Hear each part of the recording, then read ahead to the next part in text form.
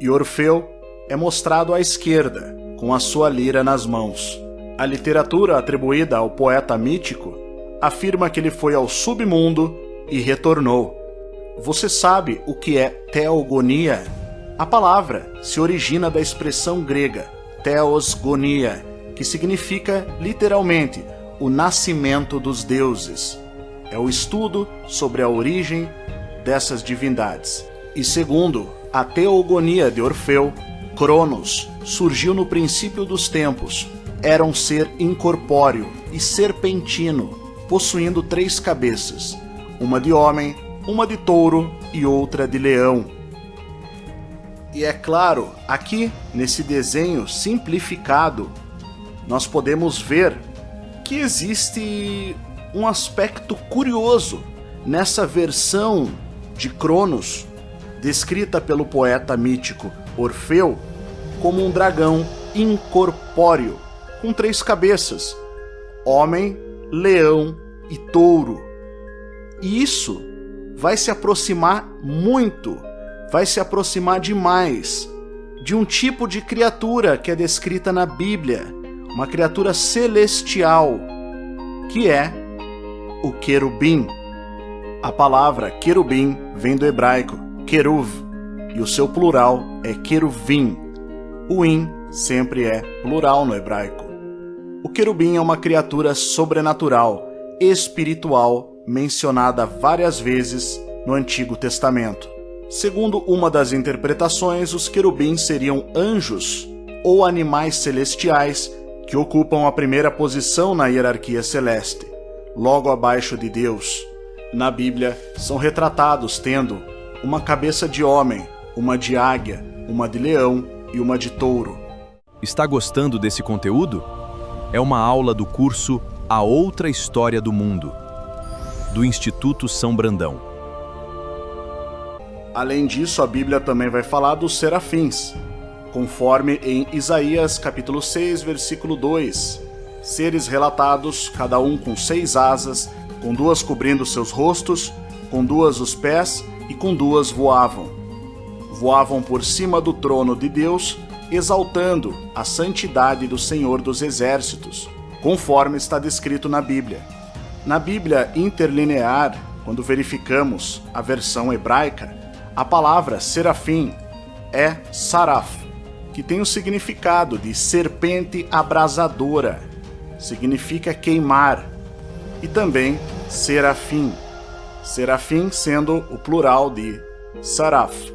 Quando você coloca a palavra saraf para ver as ocorrências na Bíblia, você vai perceber, ela é usada para serpentes abrasadoras, serpentes do deserto. Isaías capítulo 30, versículo 6 também usa esse termo, seraf.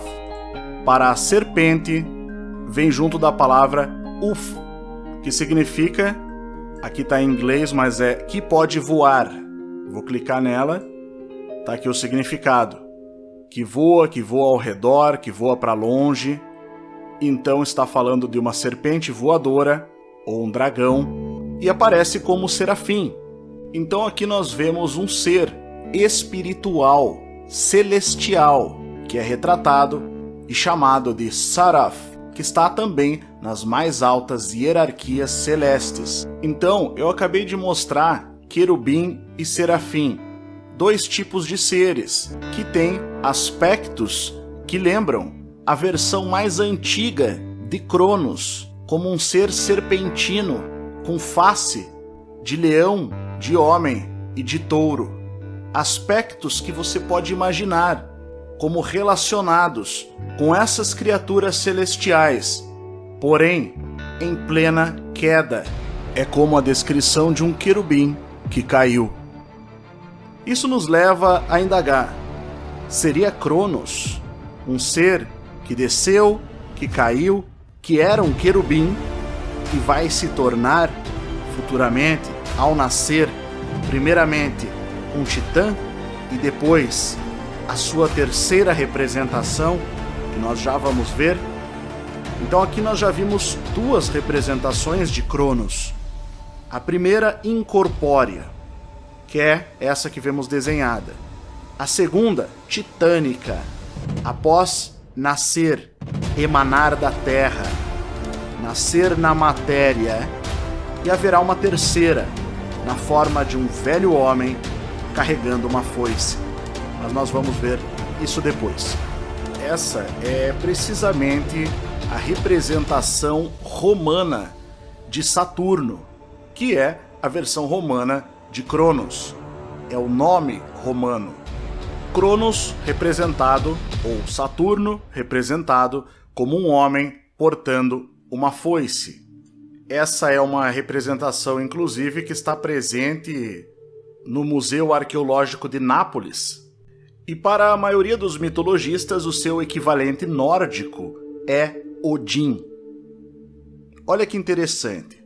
A gente sabe que na mitologia nórdica, Odin é o pai de Thor, o deus do trovão. Saturno é o pai de Júpiter, o deus do trovão. Cronos é o pai de Zeus, o deus do trovão. E a ordem do ocorrido basicamente é a seguinte.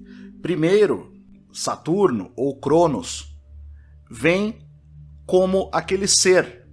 Quando ele é um ser espiritual, ele tem aquela forma serpentina, com cabeça de homem, leão e touro, 3 cabeças, sendo, portanto, um ser espiritual incorpóreo. É interessante esse termo incorpóreo, porque a física quântica, ela trata o elétron como vibração ou corpuscular. Ou ele é onda ou ele é partícula. O termo correto, partícula, seria corpuscular. Então essa é a primeira forma dessa divindade, dessa entidade venerada por diversas mitologias antigas, como a greco-romana principalmente. Então esse ser vem espiritualmente, primeiro. Depois é que ele vai se manifestar como um titã. E aqui um detalhe bem importante. Na Teogonia de Orfeu, Saturno, Cronos, vai ser o pai do caos. Já em Hesíodo, conforme nós vimos, o caos é o pai de Urano, que é o pai de Cronos. Como pode? A mesma mitologia, ambas gregas, mas em uma delas, Cronos é o pai do caos. Já na outra ele aparece como neto do caos. Isso a gente consegue pressupor, digamos assim, imaginando a queda dos seres que desceram e que geraram o caos. E desse caos vão começar as primeiras emanações.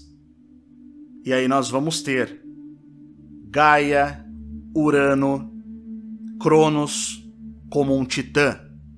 Mas espera aí, se Cronos veio primeiro como um dragão, com 3 cabeças, depois ele encarna, digamos assim, nasce da terra, emana como um titã e posteriormente ele vem como um homem, porque anteriormente, na sua primeira forma, aquela que lembra a dos querubins bíblicos, né?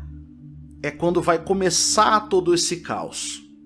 E aí muita gente vai perguntar, ah não, mas então Cronos seria Satanás?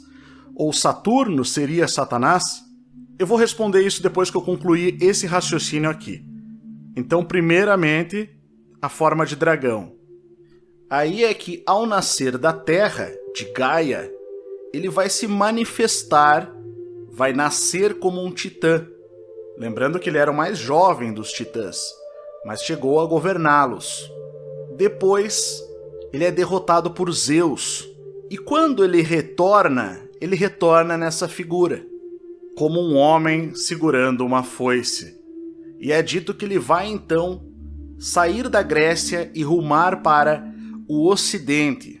Na cidade de Roma existe o Templo de Saturno, exatamente no Monte do Capitólio, aquela cúpula que estamos vendo à esquerda na tela.